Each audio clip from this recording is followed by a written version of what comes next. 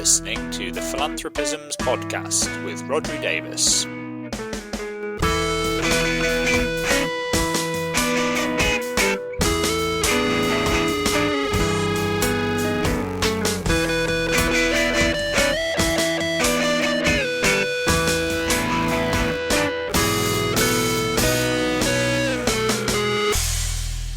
Hello, you're listening to the Philanthropisms podcast. This is the podcast where we try to put philanthropy in context. I'm your host, Rodri Davis, and this week we are in conversation with Ann Mei Chang. Now, Ann Mei is the chief executive of Candid, the US non-profit data organisation that provides basically the most comprehensive data source about the social sector, certainly in the US. And I sat down with Ann Mei a few weeks ago now to talk all things non-profit data and find out a bit more about Candid's work. We talked about what Candid is and what it does and the data that they collect, kind of how they decide what to collect, how that goes above and beyond the data that non-profits already provide to the tax authority, to the IRS, and how they make sure that the process benefits the non-profits that are providing the data rather than just being another burden for them. Linking to that, we talked about how non-profits and funders and others use the data that Candid provides and what sort of decisions that they are able to make off the back of that. We talked about how Candid sees its role in kind of modelling more ethical and transparent approaches to data collection and use, and sort of what role the non-profit sector more broadly can play in that. We talked about the specific challenges at the moment around federal funding cuts and the role that Candid had played in kind of tracking where some of those cuts had hit hardest and trying to allow organisations to sort of navigate some of those changes and to sort of find ways of pivoting. We talked about whether data collection is just a kind of neutral objective activity or whether it can have more of a proactive aim of trying to make giving and funding more equitable and more effective and kind of what that might look like. We talked also about the relationship between data and transparency and public trust, and how collecting data and publishing data in the way that Candid does can help the non-profit sector and philanthropy more broadly to become more accountable and to ensure that seemingly declining levels of public trust are slowed down and hopefully reversed in future. We also talked about how Candid addresses issues of kind of diversity through data and whether actually you need to sort of take a proactive approach to overcoming the fact that data obviously contains historical biases, and that if you want to represent fully the kind of diversity of society as it is now, you have to take a more active stance on doing that. We also talked about how Candid is using artificial intelligence in its operations to improve its own processes and also kind of how it makes decisions in various interesting ways. And then we also talked about the challenges more broadly of kind of leading an organisation through disruption. Obviously, the pandemic is not that far behind us, and since then there's been a lot of political upheaval. And I talked to Ann Mei about how Candid had been able to adapt and remain flexible and sort of ride out some of those challenges. Okay, well, without further ado, let's get into the conversation. I will be back at the end for the usual bit of housekeeping, but enjoy the conversation with Ann Mei.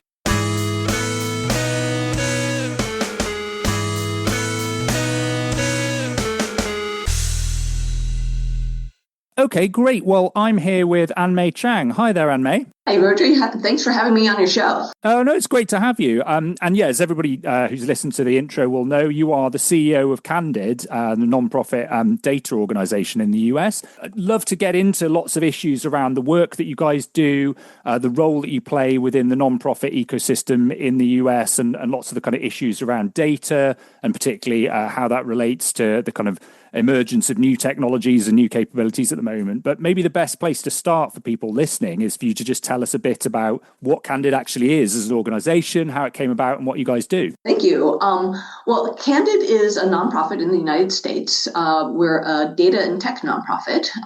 Candid was actually only formed a little over 6 years ago, but it was formed through the merger of two decades-long predecessor organizations, GuideStar and Foundation Center. GuideStar was a nonprofit that had the most comprehensive data about nonprofits and their work, and Foundation Center was a nonprofit that had the most comprehensive data about foundations and their giving. And so together, Candid has a 360 view now of the social sector in the United States and beyond. And we do use that data in three different ways. We provide tools such as GuideStar and Foundation Directory, and now Candid Search, that allow users to access those tools. So, nonprofits to be able to find sources of funding, funders to be able to research and vet nonprofits. We also provide raw data to other platforms and researchers who use that data for their own products and research. And then finally, we leverage the data to be able to provide public goods, such as our own research, various different campaigns to improve the ways that we use data, and just drive better insights for the sector as a whole. Yeah, absolutely. And just to kind of dig into that a bit, obviously, there are other data sources out there as well, kind of some of them statutory. So there's a certain amount of information that nonprofits, particularly if they've got a structure like a 501c3, needs to report on. But obviously, what you do, it collates that and puts it in more usable form. But do you go above and beyond some of that data? And if so, kind of how do you decide which data to collect and what would be useful for the people using the information that you provide? Yeah, that's a great question. Let me start with what we have. So Candid gets data from three major sources, or three types of data is probably a better way to say that. The first type of data is official data. So this is data we get from the government, largely in the form of 990 data. In the United States, all foundations and nonprofits need to file a 990 that gives a fair bit of detail about their work and their financials. We not only did, the 990 forms are now publicly available through the IRS, but we don't just take the 990 raw data. We have a data science team that processes that data, cleans the data, deduplicates the data, but applies taxonomies to the data to make it useful and discoverable. And then beyond just the official government data, we think that is the sort of baseline starting point. We also get what we call real-time data from sources across the internet. So looking at web pages, news sites, social media, and so forth to enhance that data and get much more current data than might be reported in the 990s. And then the real secret sauce for us is we also have what we call contributed data. So this is data that is shared directly with us, that is the most detailed, accurate, and timely data available by both nonprofits and funders. So we have over 100,000 nonprofits that are actively sharing their data with us in the form of a nonprofit profile. And on the funder side, we have hundreds of funders who share their grant data with us, again, in more detail and much more timely than we can get through official government sources. So the compilation of all this data gives us the most robust, comprehensive, and current data that's available about the sector. And in terms of what we collect, first and foremost, we listen to our users. What are nonprofits and funders asking for? What would be most useful to them? And so from that, there's some things that we have introduced in recent years. For example, we started collecting demographic data about the staff and board of nonprofits because there was a real interest from funders in understanding not only what they were funding, but who they were funding. We also recently have started collecting data about fiscally sponsored organizations. These are organizations that don't have their own 501c3 status, but are working with another 501c3 as a fiscal sponsor. And we heard from another funders that they're funding both nonprofits and fiscally sponsored organizations. And so they wanted to also have data about those. And so those are just some examples. But in all cases, we want to look at balancing the cost and benefit of the data that we're collecting. And by collecting this data, we really allow nonprofits to tell their own story. So in their own words, what the work is that they do, what they want to highlight. And then what we do in return is provide them with visibility. So nonprofits want to share their data with us because not only are they more visible on Candid's tools, both GuideStar Foundation Directory and Candid Search, but also our data is used by more than 200 partners. This includes biggest donor-advised funds, fundraising platforms, places like Facebook and PayPal. And so nonprofits want to be seen, and by completing their profile, they're able to tell their own story and be seen in lots of places. In fact, we did a study earlier, a rigorous research study earlier this year that found that funders give 62% more on average to nonprofits with a Candid seal of transparency. So it really, being more transparent really does correlate with being able to raise more funding. Yeah, absolutely. And I'd love to pick up on some of what you said there about the information on demographics and things like adapting to collect data on fiscally sponsored organizations. I just wanted to pick up on you sort of saying there to the end, there's clear evidence that by having that Candid seal of transparency and providing the information, it benefits the organizations that are providing that. Is that a case that you've kind of had to make initially for why it's worth the while of these organizations to go the extra mile and kind of provide the additional data beyond the 990? And over time, have you seen there's sort of less need to make that case actively because it's kind of apparent to those organizations and they actively want to do it? Yeah, I think that's absolutely true. We've been collecting profile data from nonprofits for way longer than I've been at Candid. I don't know exactly how long, but I assume decades.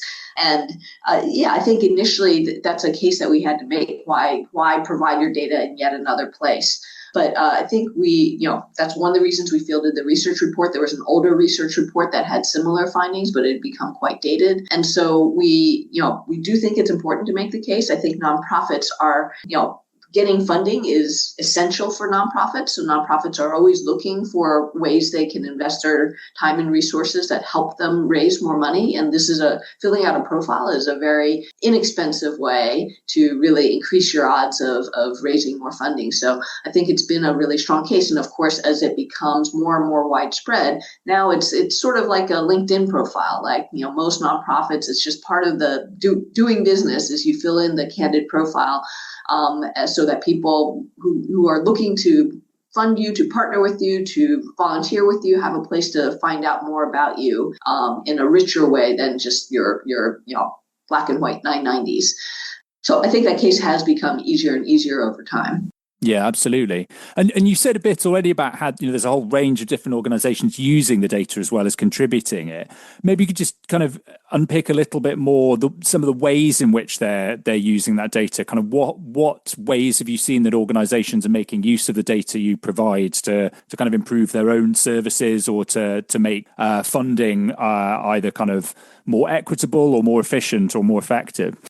And so different platforms use our data in different ways. So I think there's two broad categories of folks who use our raw data. So one is platforms and the other are researchers. On the platform side, this is often donation platforms of some form. Like I mentioned, the largest donor advised funds, fundraising platforms like Network for Good, Facebook, PayPal. And what they do is use our data to provide information about nonprofits to donors that are trying to research nonprofits and decide where to give. In some cases, it includes compliance information to ensure that the nonprofit that you're considering passes compliance checks. There's no government flags on it, and so forth. And so that data, we make that data easy to consume by these platforms so that they don't have to collect all that data themselves and organize it. And we also provide taxonomies and so forth that make it easier to search that data so that if donors interested in giving to a particular cause, they can more easily identify nonprofits that serve that cause. I forgot to say also, on the research side, we provide our raw data to academics and other researchers in foundations who are trying to understand, in most cases, a broader space. Right, so they're trying to understand trends across the whole social sector or trends in a particular geography or trends around a particular issue area. And our data helps them understand sort of what's happening in the space that they're interested in. Yeah, absolutely. And in terms of the model for how that works then, because I know from sort of years of talking to people who are involved in other forms of kind of platforms or data gathering organizations, one of the challenges is infrastructure in the non-profit sphere is people often appreciate what it does, but it can be difficult to kind of make the case for why it's something that's important to invest in. So how do you make your model sustainable at Candid so that you're able to kind of combine things that do have a direct benefit for individual organizations, but then also some of what you're saying where the provision of data meets a kind of wider public good for the sector? Yeah, we, as with many nonprofits, we have a diversified funding stream. We're about 80% earned revenue and about 20% contributed revenue. So the vast majority of our financial picture comes from earned revenue, and that's places like Facebook paying to use our data, for example, the various platforms that use our data. We also charge to access our products by end users, but we really try to be thoughtful about how we charge for our products. So we really try to make sure that cost is never a barrier to access. So for example, we have a standard price for our products that is offered to foundations, for-profit companies that are prospecting for nonprofits and so forth. But then we give a very steep discount for nonprofits because we recognize that nonprofits are going to have fewer financial resources. And we also make our product available for free for the smallest nonprofits who have less than $1 million in revenue so that they're able to identify sources of funding that allow them to grow to a point that they are able to afford ours and other products. So we really try to both be financially sustainable in the tools that we provide, but do so in a way that is thoughtful about making sure that people who want to access our products are able to. Yeah, absolutely. And do you also collect data on federal funding for nonprofits? Because I guess one of the areas at the moment where I know there's a lot of challenges in the US, but also here in the UK and other places, is in the kind of changing nature of funding that comes from governmental sources. And so, do you collect that information and provide it? And how does that help the sector kind of navigate some of those challenges? Yeah, we collect federal and other government funding of nonprofits through the 990s. So nonprofits report their sources of funding. And the data we have about government funding allows us to paint a broader picture, especially in the U.S. There's been a lot of change in the ways that funding is flowing from government. And so we've been working with advocacy groups, with media, and with the general public to provide data to help them understand sort of what the impact is or would be of various different policy changes that have been made or are being proposed. So, for example, one of the things that we found when there was an announcement of a potential freeze in federal funding earlier this year is that we did a research team dug into the data and found that 30% of nonprofits receive government funding. So a lot of nonprofits could be affected, and that if federal government funding was completely pulled, that it'd be extremely difficult for foundations to make up that gap. In fact, it would every single foundation would have to increase their payout by 3x, so triple their payout in order to make up the gap of federal funding. And so, of course, that's not possible. And so it just really highlights the importance of federal funding in providing a lot of the services to our communities that people have, that nonprofits do, that we all learn to rely on.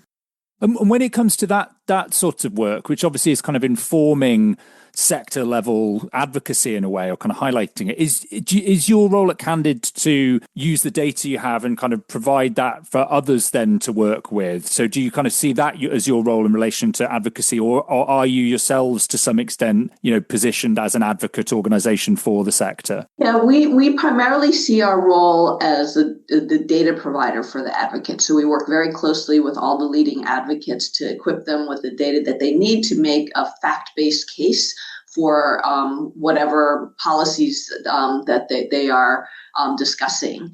The one place we do advocate on directly, and I think it's important to say that, I think it's important for nonprofits to collaborate with each other. So we have partner organizations who have, much deeper connections and much more expertise in advocacy. So we really defer to them to lead that charge, whereas we have the expertise in data. But the place where we do our advocacy directly ourselves is around the issue of data transparency. So we, work in coalition with others who are interested in this issue, for example, to talk with the IRS about ways to ensure the data continues to be transparent and to continue to improve transparent and accessibility of data about the work of the social sector. Yeah, and I'd love to pick up on that question around transparency, because I know this is kind of a big question and a big topic of discussion in the sector more broadly. And I guess it ties into some of the issues around public trust in institutions, and particularly in nonprofits, and the concern that maybe there's been a kind of general decline in trust in institutions and in particular challenges for the nonprofit sector. How do you kind of see that relationship between transparency and public trust? Is that kind of an important part of what drives that bit of your work? Absolutely. Trust in the nonprofit sector is essential. Without trust, people won't donate to nonprofits. They won't volunteer at nonprofits. They won't necessarily be comfortable receiving services from nonprofits. So trust is very essential to the core functioning of nonprofits. I also serve on the independent sector board, and independent sector each year puts out a report called Trust in Civil Society in conjunction with Edelman, and they track the metrics of trust that the public has in the nonprofit sector. And trust in all institutions, as you mentioned, has been declining, including the nonprofit sector. Fortunately for the nonprofit sector, there's still the most trust in the nonprofit sector of across all the different sectors in the United States, at least. And so we're doing better than others, but trust is still declining. And in their report a few years ago, independent sector found that when they asked about what would create more trust in nonprofits, they found that more information, greater transparency, and demonstrable results were the things that would really drive greater trust, right? Because, and it makes logical sense that if it's hard to trust something that's alien, that you don't know about, seems like a black box. It's much easier to trust whether it's a person or an institution. It's much easier to trust when you have more information, more transparency. You understand who they are, you understand what they do, you understand the finances, you understand the results they've delivered. That really breeds trust, and then I think thereby will open up the door for more folks to want to engage with those nonprofits. Yeah, absolutely. And in terms of kind of what what it's ideally transparency about. What you've said there, it's kind of people want to know that the money is being spent efficiently and that it's got an impact and this kind of thing. So is the important information that's been provided when organizations are transparent, what should they ideally be kind of looking to provide? Because I know there are kind of concerns that sometimes when some information is provided but not the full picture, it's easy then for the public or others to kind of latch on to particular aspects of what nonprofits do without necessarily a full understanding. And obviously, particularly around things like overheads, that's been an issue in the past. So what do you think it would ideally encompass for nonprofits to be fully transparent? This is something that we continue to iterate on, with the Candid profile. I don't think there's one right answer. So on the Candid profile, we have a subset of our fields that we require to earn seals of transparency that are the ones that we think are the most important, the ones that we hear most from funders and other users that they most want to know about nonprofits, what their programs are, what their results are, what their financials are, what their organization looks like in terms of staff. Those are the core things that people want to know about. But then we also give nonprofits the option to share a lot more information, and that will vary based on the type of work that they do. So some may want to show videos, for example, to really, kind of tell a more vivid story of the work they do. So, like I said, I don't think there's one right answer. It depends on the space a nonprofit is in, what the types of information their donors or partners are looking for. And I would also say transparency is important on the foundation side as well. We're also seeing a lot of attacks on foundations and the legitimacy of foundations this year. And I don't know if you know, but Foundation Center was actually founded decades ago in the wake of the McCarthy era in the United States, where philanthropy was under a lot of scrutiny, as it is now. And the reason it was founded was to build trust in the work of foundations by increasing transparency, because when it's a black box, people can ascribe all sorts of nefarious purposes. But when you're transparent about this is actually how we've been investing our funds, that can sort of pierce the bubble of that black box and allow there to be more trust from the public. Yeah, absolutely. And I think absolutely that kind of greater transparency for foundations, particularly is something, we hear in the UK quite a lot. I suppose the question I'd ask in follow-up, just because it's something we've heard a little bit about over here from, I know from talking to organizations involved around transparency and open data, is a sense that it's possible that the drive towards transparency might bring additional risks in some cases in a sort of more polarized political climate, because in providing that information, there is the danger that you then sort of open up further avenues for attack. So if organizations are able to identify, for instance, that certain funders are funding in particular cause areas that they politically disagree with, do you ever sort of have conversations internally about whether there may need to be kind of limits on transparency in some cases? Yeah, that's been a subject of much conversation this year for the exact reasons that you shared. Transparency for most of Candid's existence has felt like an unvarnished good, right? Like we want to be as transparent as possible, and I think that some of that transparency has resulted in folks being more scrutinized because of what they share. And so the way that we approach this is that we believe that there's no right answer for this. This is a decision that each organization needs to make based on their circumstances. And so the way that we've approached this is that we first want to make sure that all organizations are informed. So when they come to our site and they are sharing data with us, we are very clear to let them know that the data they share with us will be public, and so that they can make an informed choice about whether they want to share that data. The second thing we do is that we give them choice. So we have, as I mentioned earlier, certain fields that you need to fill out in a profile in order to earn a seal of transparency. Nonprofits want to earn that seal to demonstrate their willingness to be transparent. But at the same time, some of those fields there may be information that they would share there that they feel put them at risk. And so for anything that seems like it might be remotely risky, we have a decline to state option. So you can still be transparent, but choose not to answer some questions or fill out some fields. And the third thing that we've done is that we've added the ability to suppress your profile. So if you feel that you are under some scrutiny and you don't want to go through and delete every single field, you can just ask us to suppress your profile for a period of time or indefinitely, and have your data essentially taken down until a point in time where you feel more comfortable sharing it again. So what we're trying to do is really put the power in the hands of the nonprofits to be able to make those decisions for themselves. Yeah, that sounds really, exactly right. And has there been any kind of notable trends in terms of organizations taking up those capabilities, or any kind of shifts towards them, maybe rowing back a little bit on some aspects of transparency? Interestingly enough, it's been very, very limited. For example, the ability to suppress your profile. I think there's been less than 10 organizations, or certainly not.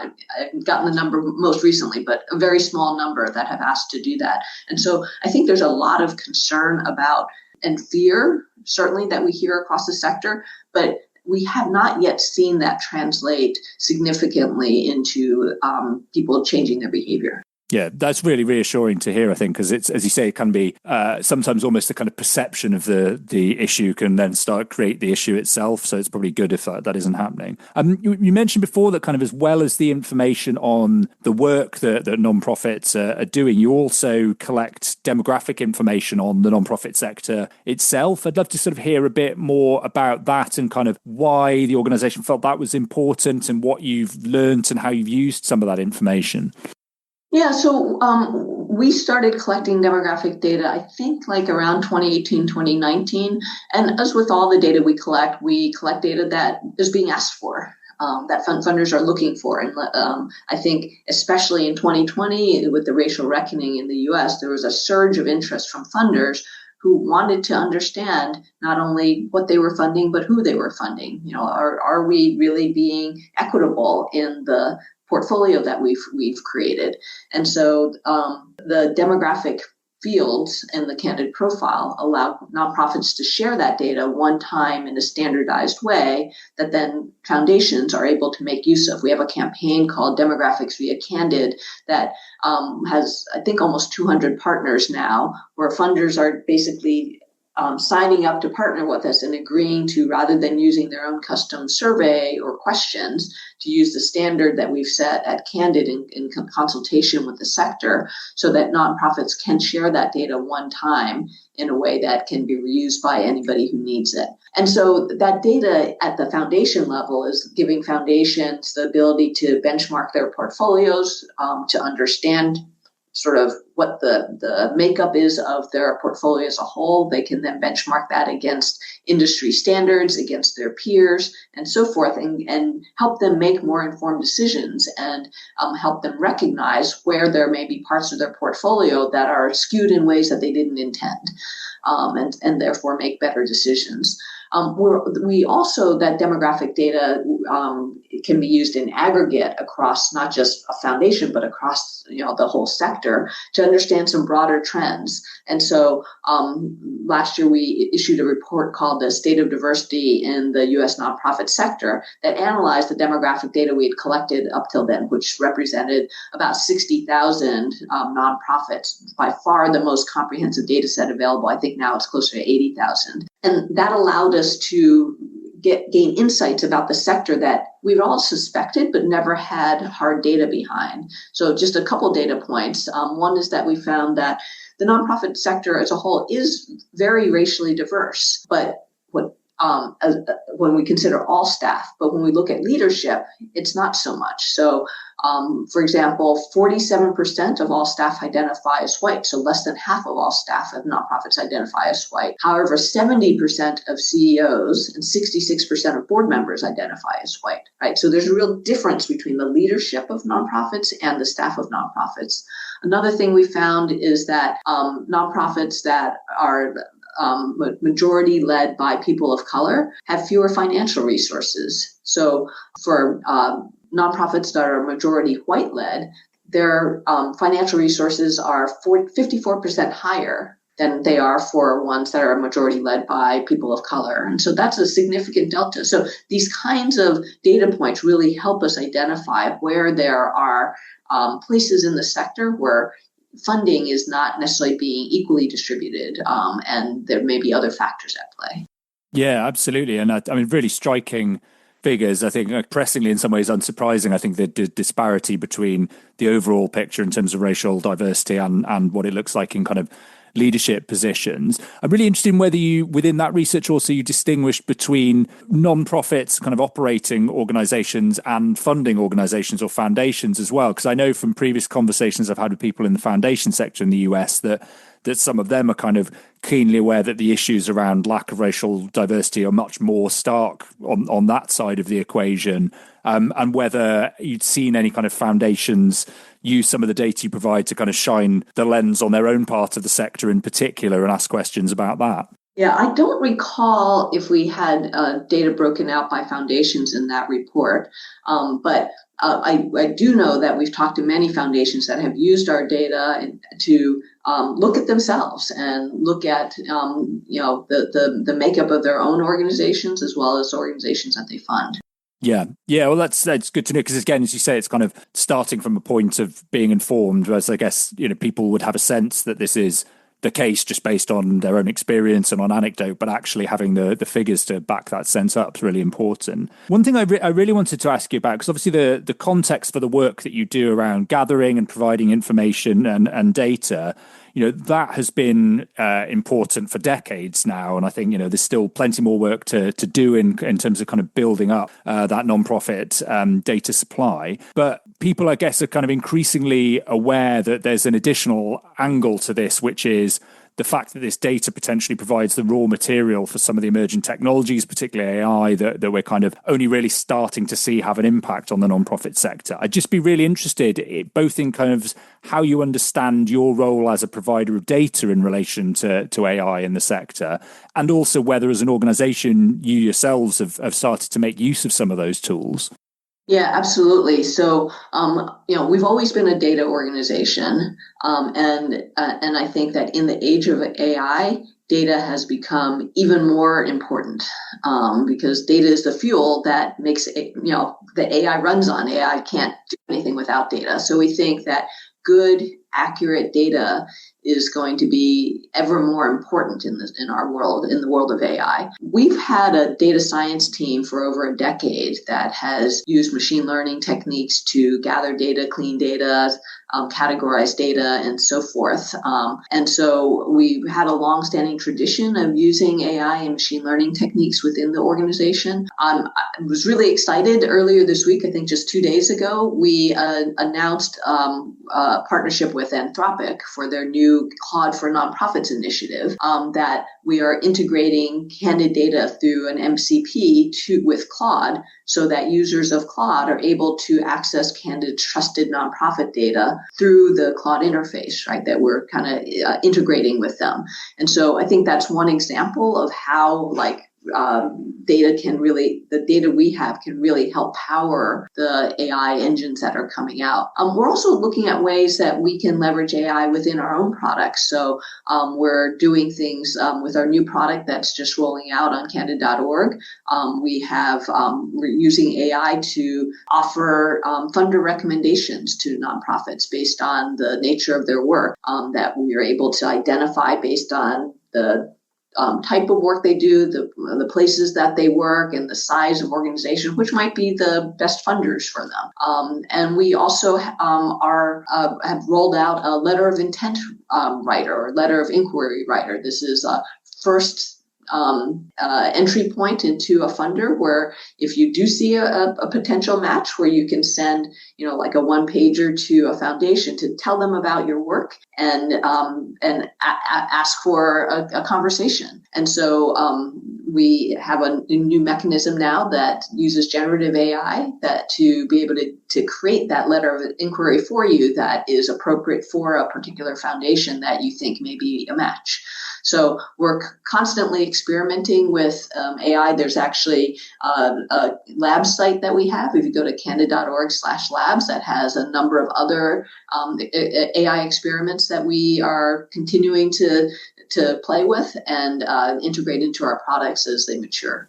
Yeah, really interesting, and certainly around the funder recommendation bit. I think that's absolutely fascinating. I wonder, it just made me think, actually, when we were talking right up front about some of the data sources that you collect and where it kind of goes beyond 990 forms, and you mentioned about drawing on things like kind of wider media reports and information that's available. Obviously, that's largely kind of unstructured data. Have you been using machine learning tools there to kind of allow you to access some of that data at scale? Because obviously the challenge otherwise, if a human being's got to read through all of this stuff, it's completely untenable. But actually being able to automate it so that you can do it at scale and give it a bit of structure makes it possible. Is that something that you've done? Exactly. That's part of what our data science team does, is both pulls in and sorts through and makes sense of all that unstructured data. So, for example, news stories are, even though they're unstructured, they're the only way we have when there's an emergency crisis to be able to understand how funding is flowing in the very immediate term. 990s can take a couple of years to come out. So our data science team takes those news stories and is able to discern different announcements or pledges that are being made so that we can paint a picture of what's happening around a particular crisis that's unfolding. Yeah, absolutely. And the other thing I wanted to ask as well, actually, I guess, as an organization that is kind of firmly rooted in collection and provision of data, one of the interesting things I think about AI is it's made people, society as a whole, kind of more aware of some of the challenges that come around data and the ways in which data isn't always necessarily neutral. There are questions about which data you collect and why and how you provide it, and obviously concerns about bias developing within an AI systems. As an organization that is taking that role of collecting the data and providing it, do you see that you have a role in kind of safeguarding against some of those issues and kind of countering bias in the collection of data? Yeah, absolutely. And that's, something we're always very thoughtful about. We hold our responsibility as a objective data provider very seriously. So, for example, one of the ways and the data we collect is about organizations, not individuals. So it's a little different from that standpoint. But even about organizations, one of the things that you can imagine is that we might end up collecting data more about organizations that are already more privileged, right? That might more likely hear about us, have the time to fill out a profile, and so forth. And so, as I mentioned before, we really do a lot to reach out to the smaller nonprofits that are maybe more grassroots, that might be more likely to be led by people of color. And so we have a team that has been doing outreach to folks that might be overlooked in that way, to make sure they know about our programs and partner with organizations that they might work with. And we also have an incentive for these smaller organizations to complete their profile by offering them free access to our tools if they do. So we're really trying to make sure we get a full picture of the sector, including those that may not be as likely to be represented otherwise. Yeah, it's really interesting. And I guess one thing I wanted to ask, a sort of bigger picture question, I guess, that probably has relevance for Candid in two ways. I guess the last 10 years and certainly the last 5 years have seen an enormous amount of disruption, I guess, both politically and then with kind of unforeseen events like the pandemic. And I suppose both as an organization yourself, what are the challenges then when it comes to leading an organization through that kind of disruption, and how have you navigated them? And then I guess looking at your role within the sector, how have you tried to play a role in helping others to navigate some of those challenges? Yeah, there's been a lot of disruption and a lot of change, particularly this year. It seems like change keeps coming up at us faster and faster. Again, in the U.S., a lot of that has been driven this year by political change and policy change. And that's been very disruptive for the sector. But I think also AI has been a major disruptor in the sector, both not only in the ways that we may need to evolve the way we do our work, but also in the repercussions across the communities that we're serving, and how the challenges that communities are facing are going to evolve over time. And so I think that first and foremost, one of the things that we and other organizations, other nonprofits are contending with is how to become more nimble. Nonprofits historically have been more stable organizations that have tried to deliver consistently in a more, whatever products or services that they deliver. But we're now in a much more dynamic environment where the needs are changing constantly. We saw this with COVID, where, the shutdown happened and a lot of the work that nonprofits are doing no longer worked. And we had to all of a sudden reinvent ourselves. So becoming more nimble, being able to be more innovative, I think is essential in a world where change is happening faster and faster. I also think that data is a really big piece of the picture. When change is happening so fast, you need data to anchor yourself in reality and what the facts are. And one of the ways that we do that is provide context for how funding is flowing. So if you can understand how funding flows are shifting, whether you're a funder or a nonprofit, that gives you better context to make decisions. We've also been offering free trainings to nonprofits to help them look at ways to diversify their funding and find new sources of funding, especially given disruptions in federal funding. And so I think that data is also really critical as a tool to help inform how to be nimble, right? Like as things are disrupted, we need data to know which way to go. Yeah, absolutely. And it just made me think, actually, just one follow-up question when we were talking about AI before, and particularly, actually, I think this was because you mentioned the work that you're just launched with Anthropic and Claude. One of the concerns, I guess, that I've heard more recently from nonprofits around AI is the way in which AI is obviously having an impact on traditional methods of search, and essentially kind of shifting from list-based search to answer-based search. And this sense that actually people might never go to your website anymore. They'll only ever see the information on you via the results that they get from ChatGPT or another platform like that. Do you think something like the partnership that you're developing with Claude can kind of help to, assuage some of those fears and kind of reassure nonprofits that the information people are getting on them will still be accurate information and kind of representative of what they do?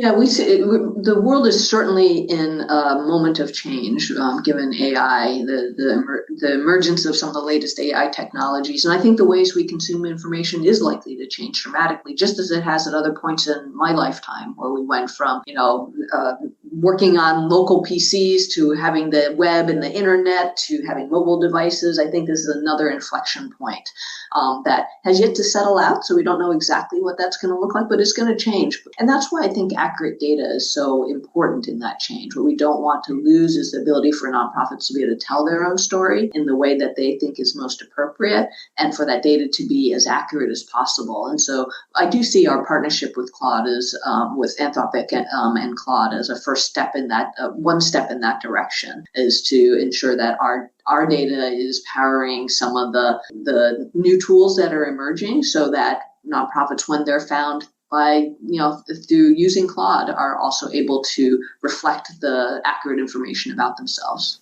Yeah, absolutely. And I'm aware we're sort of coming up on time, so I want to sort of bring things to a close. And it'd be really, really interesting to talk. I guess as a final thought, I'd really be interested in your sense of where the nonprofit sector is at this point in time in terms of data. I mean, is your sense that there's still a lot more basic work to be done just to kind of get the data that is required and to get it in the right form and to clean it so that organizations, I guess, are positioned to take advantage of some of the capabilities of new AI tools and other technologies? Or do you think that a reasonable amount of that work has been done and we're kind of at the point where we can start to look ahead and sort of experiment with what we can do with some of that data? I think there's a lot of different types of data when it comes to the nonprofit sector.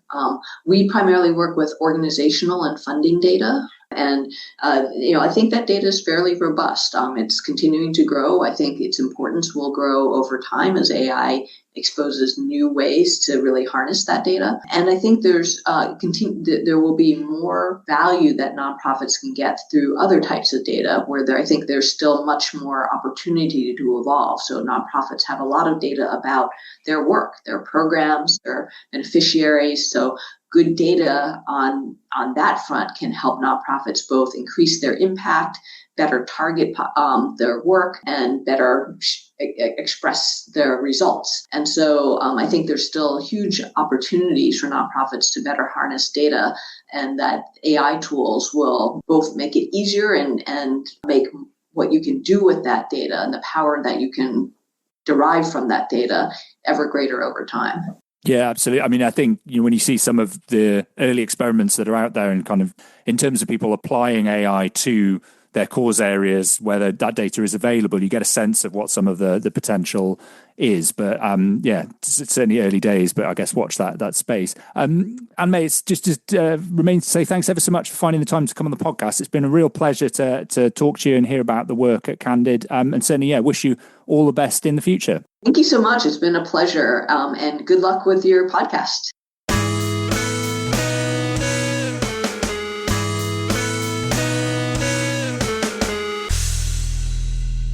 Okay, well, my thanks again to Ann Mei for coming on the podcast. Great to have a chance to talk to her. I'll put links in the show notes to places where you can find more information about Candid and the work they do and some things Ann Mei's written about, some of the issues that we discussed in the podcast. I'll also put links to places where you can find some things I've written about, some of the stuff that we talked about. If you're interested in the kind of stuff that I write and talk about more broadly, do check out the website at whyphilanthropymatters.com. Lots of articles there, sort of shorter guides, all the back episodes of this podcast, lots of news updates about things that I've been doing and saying about all kinds of aspects of philanthropy and civil society. Also, check out my social media. Do follow me on LinkedIn if you're interested in that. I'm also on Blue Sky a little bit, although not as active there, so LinkedIn's probably the best place to look for me. If you like the podcast and you think you know other people who might like it and find it interesting, do spread the good word. Personal recommendation does go a long way. If you could also find the time to leave us a nice review wherever you get your podcasts, that would be great, as it bumps us up the algorithm and every little bit helps. Other than that, just remains to say thanks ever so much for listening, and I'll see you next time. Bye!